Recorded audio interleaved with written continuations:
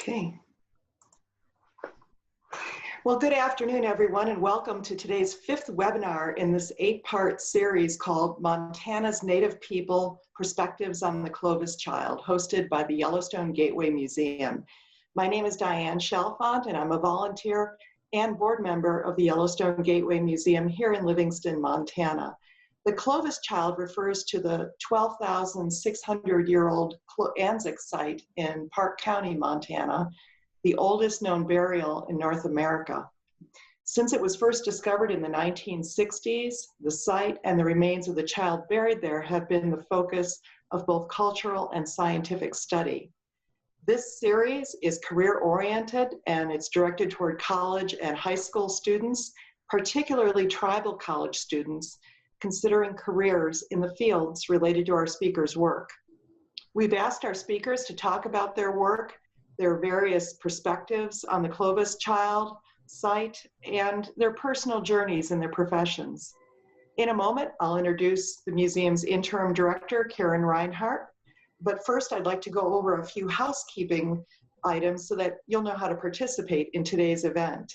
At any time during the webinar, you'll have the opportunity to submit your questions to today's presenter, Jessica Bush. Your questions will be anonymous.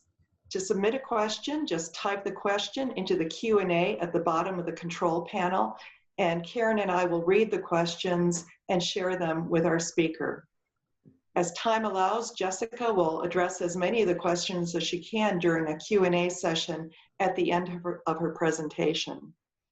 We do have many participants today, and we'd like to be sure that we can track and answer all the questions that you may have, so please, again, use that Q&A tab at the bottom of your screen. We will also be recording the webinar and we'll upload it to Yellowstone Gateway Museum's YouTube channel after the event. Finally, following the webinar, you'll have an opportunity to take a very short survey. We'll use the survey results to help us improve this entire webinar series. I'd now like to introduce Yellowstone Gateway Museum's interim director, Karen Reinhardt. Thank you, Diane, for the introduction and for all of your hard work. We'd like to thank Humanities Montana for funding the webinar series and the Montana Office of Public Instruction for additional support. I hope that our viewers will register for the remaining webinar programs, which are held every Tuesday, 1:30 p.m. through December 8th. Next week, join us for the Anzick Site and my work as a Tribal Historic Preservation Officer with Dwayne Reed.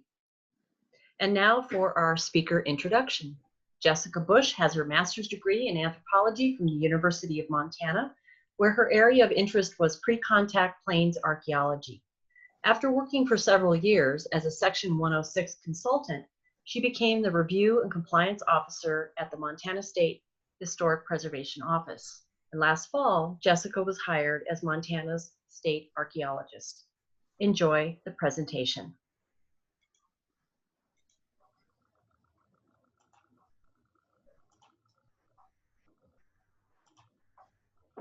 Hi, everyone. You can see that okay? Looks good. Great. Hi, thank you for the wonderful introduction. My name, like she says, Jessica Bush. I am the state archaeologist. And today I'm going to go through the path I took on my career and the work that I've done with archaeology. And then I'm going to look at how human remains are dealt with in the state of Montana. And then eventually the impact that the Anzick discovery has had on archaeology in Montana.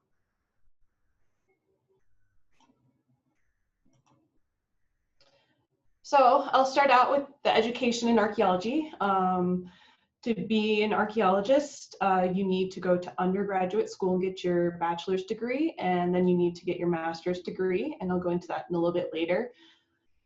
So I grew up in Minnesota, and 7th grade career day, my dad took me to the Science Museum in Minnesota, and we got to go down into the vault where they kept everything. And I knew right then and there that I wanted to be an archaeologist. I didn't know what I wanted to study in particular. My knowledge went pretty much as far as Aztec and Egypt, and I knew there was archaeology there. But I knew what I wanted to be. And so I was really lucky that I've gotten to work on this goal since that point. And tailor my education to meet that goal. I ended up doing my undergraduate at Washington College, which is in Chestertown, Maryland. No particular reason except that I wanted to get as far from home as possible. So that's almost, it's on the eastern shore of the Chesapeake Bay, so that's pretty close for the United States. They have a good archaeology program there, and I ended up getting my first taste of historic archaeology in terms of colonial archaeology in particular. My path has kind of followed happenstance, I should say. So it's important that if you want to go into archaeology, one of the first things you need to do is you need to go to a field school. That's where you get your real basic field education. Most people do this when they're in undergrad, but you can do it later. They're offered through many, many universities. And I was signed up for the Washington College Field School. Well, they canceled it. So that summer I didn't have a field school. So I decided that I had never been to Montana, and University of Montana had a field school, so why not? So I packed up my stuff and drove out to Montana, and kind of fell in love from there. My field school was on the Northern Cheyenne Reservation, outside of Lame Deer, and we were excavating on a bison kill site. So the pictures up on the screen, the overview is a shot from where we camped out at the site. And then the other large pictures of me at the field school digging in my unit. And I kind of knew then that Montana was where I wanted to do graduate school. So I'm not going to read through all this. I just put up here for reference. I wanted to explain why it's important if you're going to go into this career that you need a graduate degree.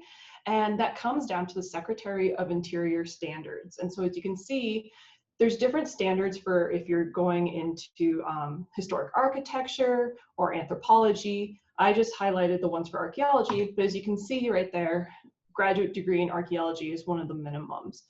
And part of this is to try and establish a baseline or a minimum of education that people have, because at the end of the day, we're making really important decisions. And it was to make sure that, you know, there's a quality there. So graduate degree is a part of it. I know that, you know, college is expensive, and then grad school. I went straight from my undergrad to graduate school, and I'm still paying back my undergraduate loans. It's a part of it. I would recommend, don't let that stop you though. There's a lot of things you can do, and I would encourage you that if you are a student and you're really interested in going into this, there's a lot of opportunities for scholarships that most people don't know about. It just takes a little effort to research. For example, I got a $1,000 scholarship as an undergrad from Coca-Cola. I mean, just little things that add up like that and then helped me get to my goal. So like I said, I would encourage you, even if they're small $500,000 scholarships, they really do add up and can help you get to where you want to be.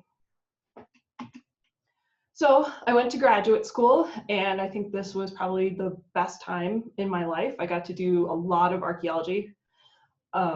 I worked under Dr. Prentice. I don't know, Dr. Anna Prentice has been at the University of Montana for quite a while now. And you can see from the pictures up there, those are all archaeological sites I either worked on or visited as a graduate student. I was lucky enough to get to work on the Rocky Boys Reservation, and that's the picture on the far right. The Water Resources Department for the Chippewa Cree tribe they were going to build a reservoir that was going to threaten a whole bunch of pre-contact sites. So they had asked the University of Montana and Dr. Prentice if they would have a field school up there to collect data from these sites before they were inundated and no longer accessible. And the results of this research, we actually provided new insight into land use in the area spanning 6,000 years. And this site ended up being my graduate thesis. I did a spatial analysis of this site. The picture in the middle is of Keatley Creek, which is up in British Columbia. And I also got to work on the Bridge River site, which is in Lillooet, British Columbia. And you can see quite different. You're up in the mountains and there's a lot of pit houses. And I put this up there just to show the variety of things that you can work on. And especially in graduate school, I found there was just a lot of opportunities to do a lot of different things that you can find your niche or what you want to do, what you want to continue in.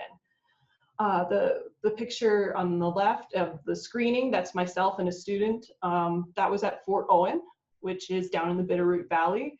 And so this time I was working on a historic site, and we were trying to find the trash dump for Fort Owen, because you get into archaeology, you're always looking for the trash dump. There's really good stuff in there. So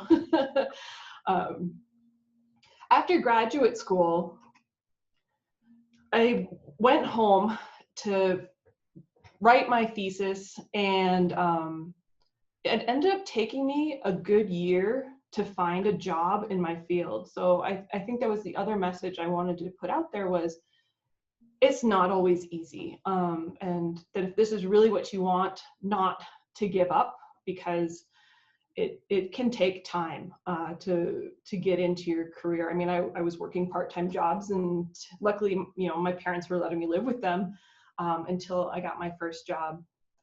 My first job came with the Louisiana State Historic Preservation Office. So I had never been to Louisiana. So again, I packed up my stuff and drove to Baton Rouge, where it's based.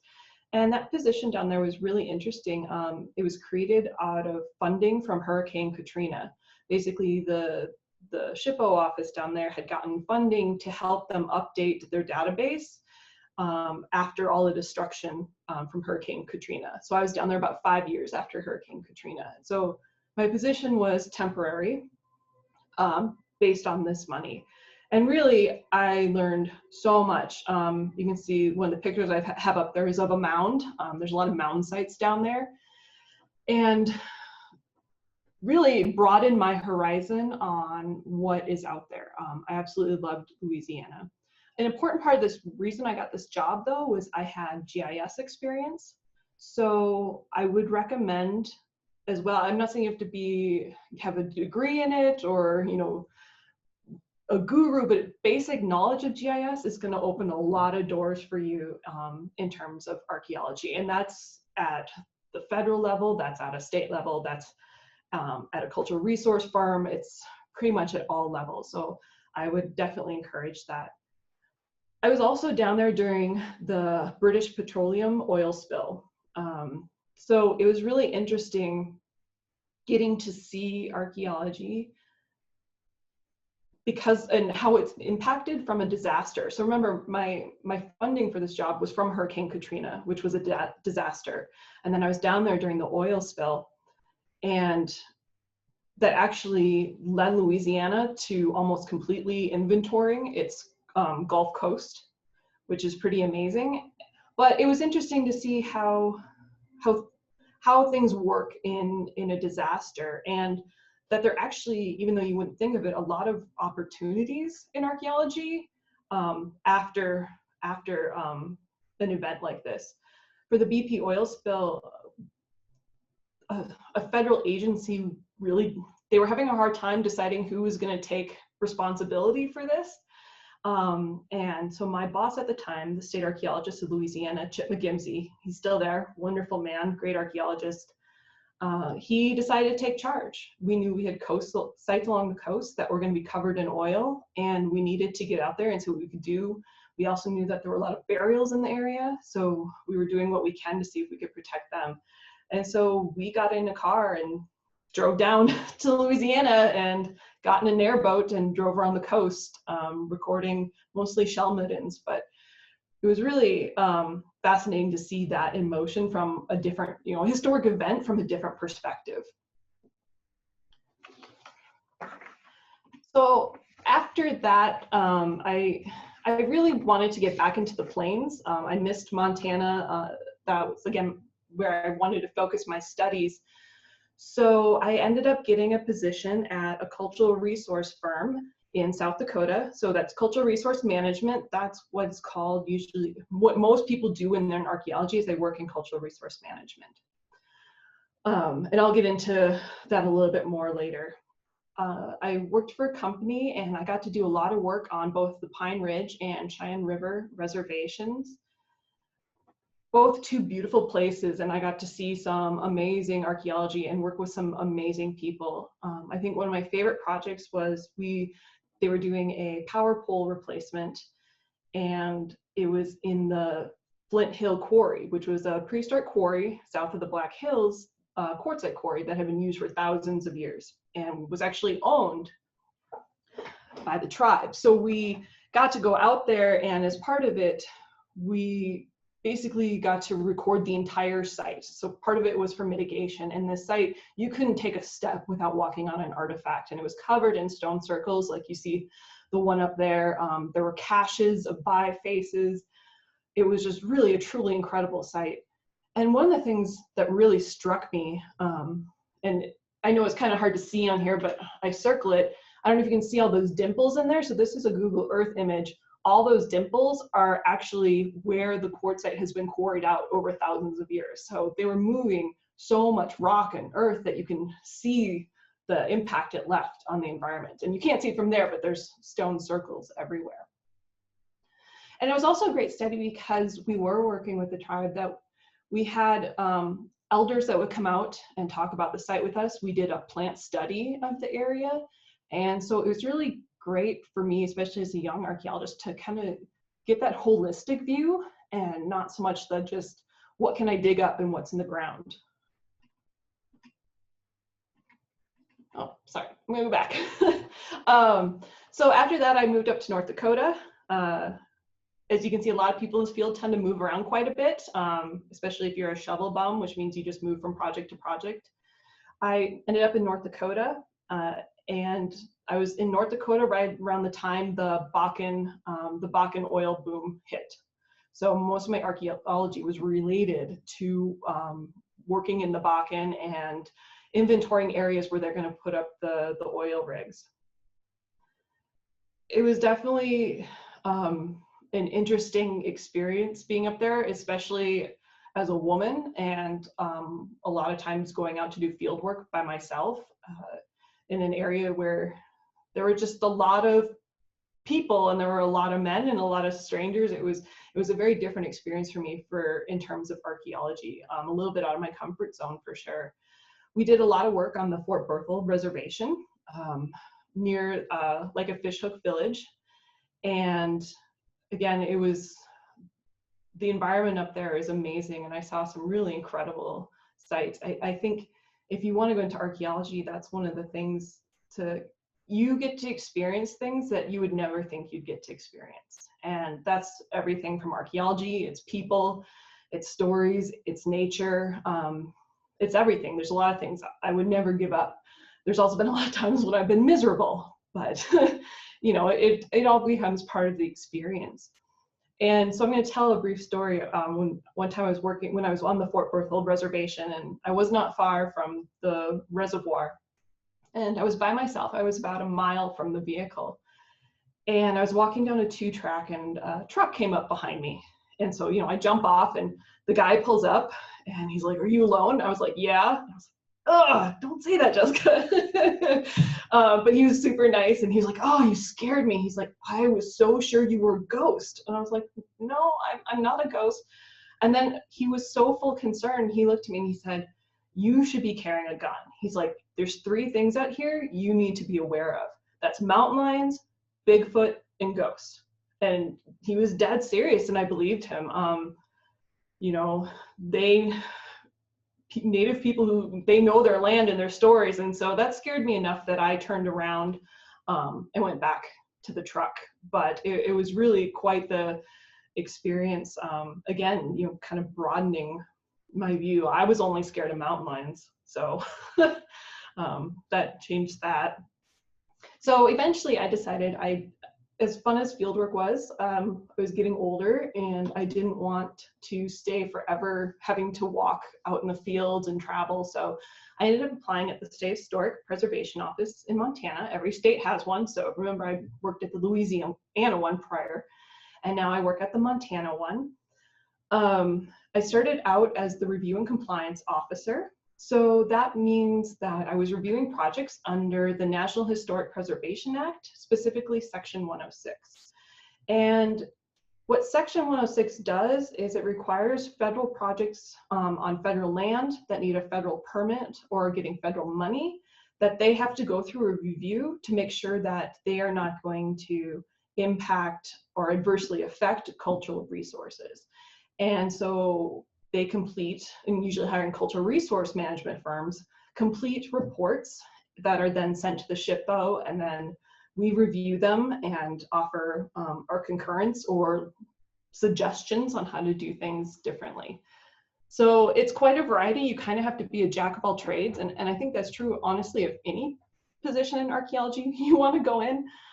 You might say you're interested in one thing, but people are going to ask you about everything. And I've had to learn bridges, irrigation ditches, buildings, all sorts of things that I never before knew anything about.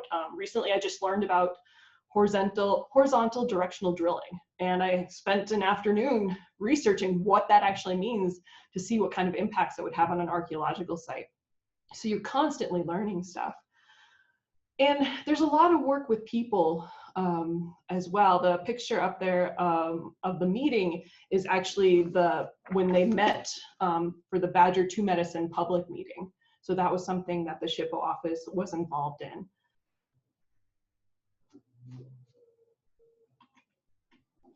So we had some retirements in our office, and last year the state archaeologist position opened up, and I applied and got into that role.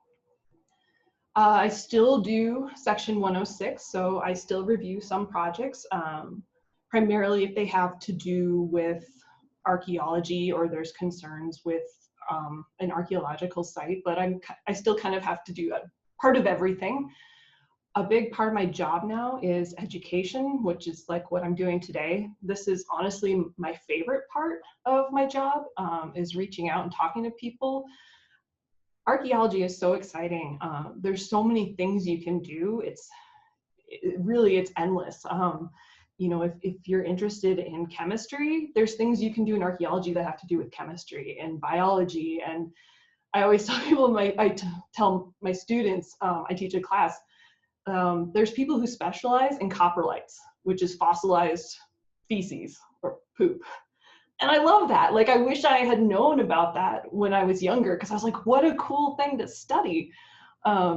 So, you know, really, if you're interested and you don't think it's, you know, if you think it's just about old buildings or something, there's really so much more to it. I get to do some research. We have a lot of documents here, and I would encourage anyone, especially when you get into college and grad school, if you're going to be doing a thesis, we have so much material here from the last 50 years that is basically untapped. And we have to help students and give them access to the data we have, provided that's not restricted, for their research. And we're just not utilized very much. But I like to put it out there that we are a great resource. We're here, and we have so much material that doesn't get a lot of use. But I think the research is important, and not just for, oh, I want to learn about when early people, I mean, that's important, but the other aspect that a lot of people don't look at is we need the research to help us on the 106 side. So part of Section 106 is determining site eligibility, and that's following specific guidelines. Well, I truly believe that we need to look into the documents we have. We have the information to do a better job of doing that, but the research hasn't been done to get there yet. So there's that. I also do policy review at the federal and state levels. That has been a learning curve for me as well. I have to read a lot of legal documents and agreements, something I didn't know I was going to have to do. So be prepared for that. And like I said, I'm a resource. So, you know, if you have questions or you want to talk to me, please reach out. That's what I'm here for. I'm the archaeologist for Montana. So I love talking to people and hearing things. And once COVID is over, meeting with you. So I wanted to go in real quick. One of my roles at the SHPO is I am on Montana's burial board. And the burial board is a result of the Human Skeletal Remains and Burial Site Protection Act that was passed in 1991. It was based on the First Amendment's Free Exercise Clause, which basically said that Indigenous peoples' beliefs and practices may be infringed upon when burial sites are disturbed. And this also went back to Montana's constitution on preserving integrity for all people. So it basically, that is what provided the legal basis for Montana to expand their statutory protection of cemeteries to include the protection of all human remains and burial materials.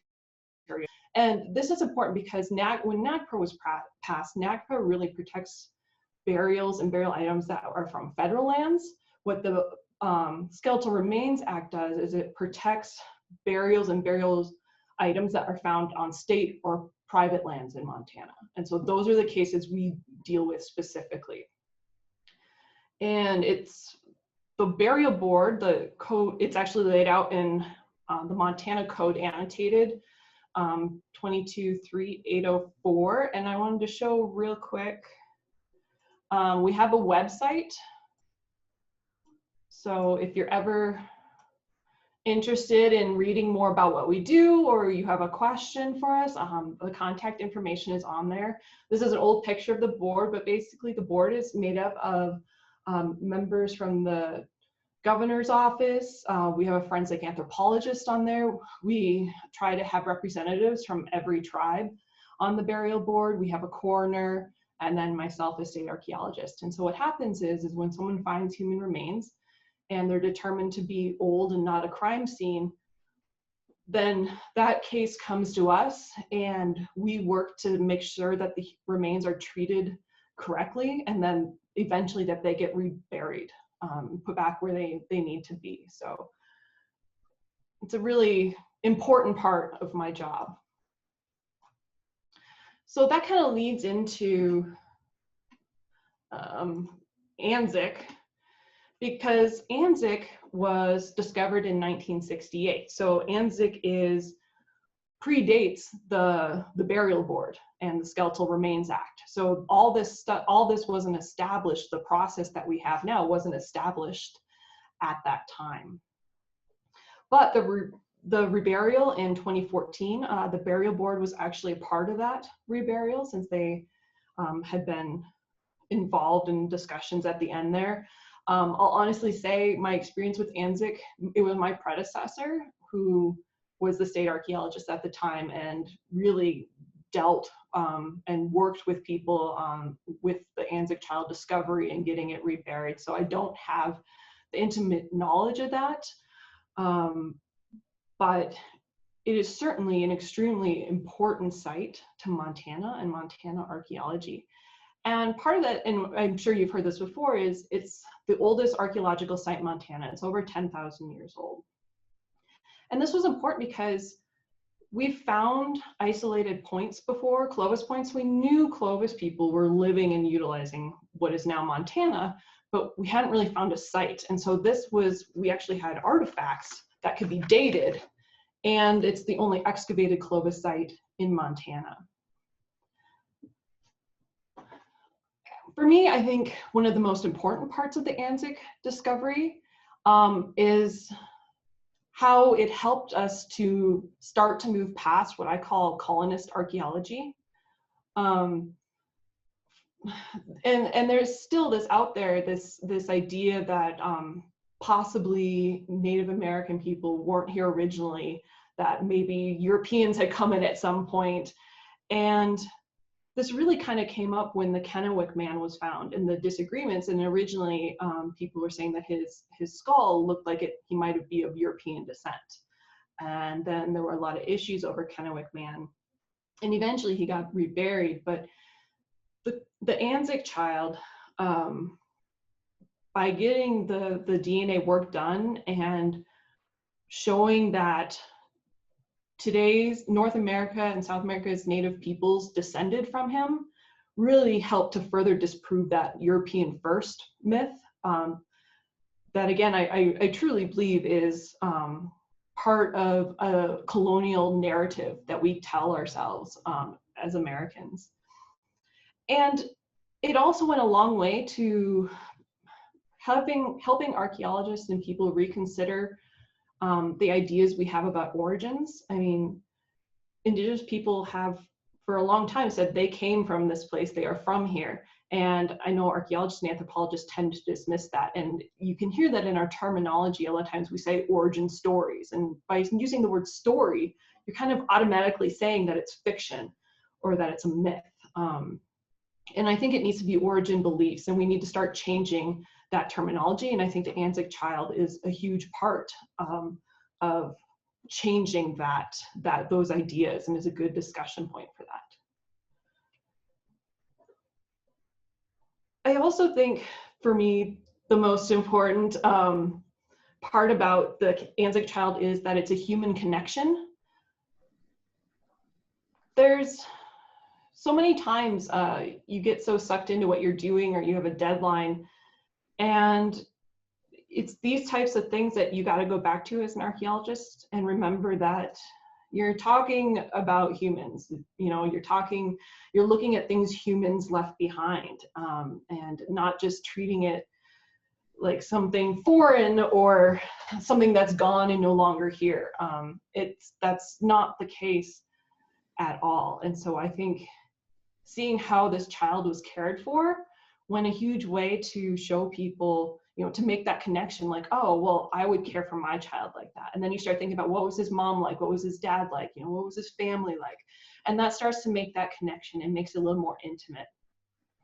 And also kind of changes your mind frame in the importance of why it's important to rebury him. You know, he was buried by his family. He had rested comfortably for thousands of years. And so he deserved to go back to that. I wouldn't want my grandmother being dug up and then not be able to put back in her resting place at all. So I think he's really important for that. And then real quick, I have one last slide. I wanted to talk about, there's really good resources out there now for archaeology, especially if you are Native American or some minorities such as African American. So there's a group called the Indigenous Archaeology Collective. They're on Facebook, and one of the few good things about COVID right now is so many webinars are online, are free right now. So I encourage you to check them out, just like this one. And they have a lot that they host on their website. There's a Society of Black Archaeologists, and they work really closely with the Indigenous Archaeology Collective, and they've been sponsoring a lot of archaeology webinars.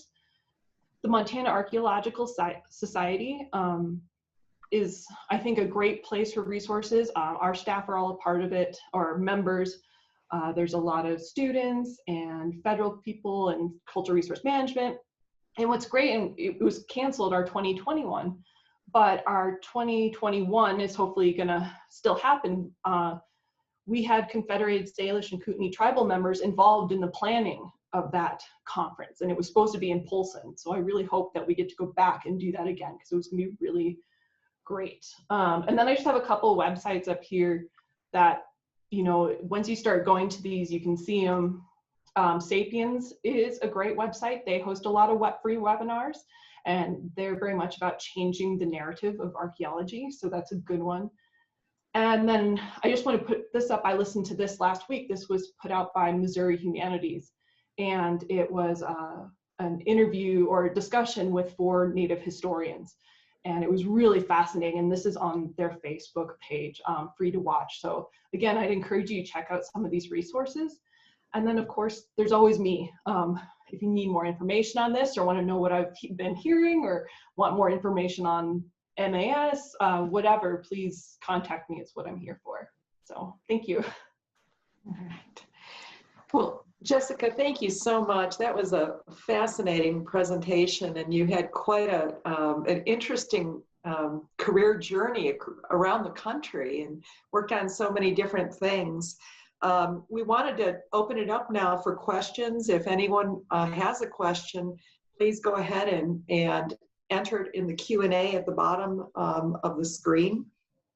But in the meantime, thank you so much, not only for sharing your career journey, but also all the resources that you provided in helping people understand what's open to them if they want to pursue a career in archaeology, you know, the kinds of assistance. Personally, I had no idea that you had all these resources for research too. So for anyone out there who's looking for a research project, it sounds like you could definitely help direct them to some great state resources. Yeah, and you know, I should point out it's getting better too. We've recently updated our database and we continue to make improvements. So pretty soon our search capabilities are going to become much stronger, much more diverse. Right now we're a little bit limited, but our Damon Murdo runs our database and he's just incredible. He can find just about anything, but we are making improvements for that, definitely. So yeah, please check us out. Wow, great. All right. Give it another minute or so. Jessica, I have a question for you. I wondered, of all the work that you've done while working as an archaeologist, what your biggest surprise was, or your most interesting find, something that was not expected. It was actually when I was on the Cheyenne River Reservation, when I was working at South Dakota, and we were inventorying for fiber optic cable to be placed down. And we were walking in a ditch and we ended up finding a dinosaur leg bone that was like this big that it just, I mean, it's not archaeology scale, but we were just like, what do we do with this? You know, we're not paleontologists, but it was just so crazy getting to see this just, you know, coming out. We actually brought it in and turned it into the TIPO, or the Tribal Historic Preservation Officer, for their care, because we were on the reservation. But that was pretty incredible, not something I had expected to find. Well, Jessica, we've got a question, and the question is, who did you work with at Cheyenne River? He used to work there. Who are the people you worked with at Cheyenne River? I worked with, the company I was with was Quality Services out of Rapid City. And then it's been a long time. It's been a long time. I know that I worked closely with a tribal monitor named Ginny. She taught me a lot of stuff. So I hope that answers that question. But yeah, Quality Service, I think they still do a lot of work in that area as well. Right. All right. And if there's no question, I'd like to make a small little plug. I kind of forgot to say this, and I really want to put this out there. It's really important to get Native people involved in archaeology and anthropology, because that's been a side that's been long neglected. And that's so important because it brings a different perspective that we need to have in archaeology. But I also want to put it out there that I don't want to see the reverse happen, and that people get pigeonholed. And, oh, because you're Native American, you can only do Native American archaeology. That's crazy. You know, we all do whatever we want to do. So I wanted to put that out there. If you want to study megaliths in Ireland, then go study megaliths in Ireland. You know, if you want to study pyramids in Egypt, then study pyramids in Egypt. The world is full of archaeology. And if you're not interested in it, just because you're not interested in the local archaeology, maybe look broader, look worldwide. That's great. Great advice.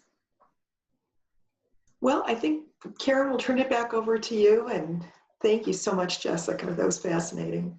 Thank you. Yes, thank you, Jessica. I really enjoyed your presentation. Plan to have my daughter watch. Next Tuesday at 1:30 p.m., please join us, everyone, for the Anzick Site and my work as a Tribal Historic Preservation Officer with Dwayne Reed. Each of these live webinars will be uploaded to the Yellowstone Gateway Museum's YouTube channel following the event. I'll do that here shortly with this presentation. So thank you, everyone. We hope to see you next week. Thank you. Bye-bye. Bye, everyone. Bye.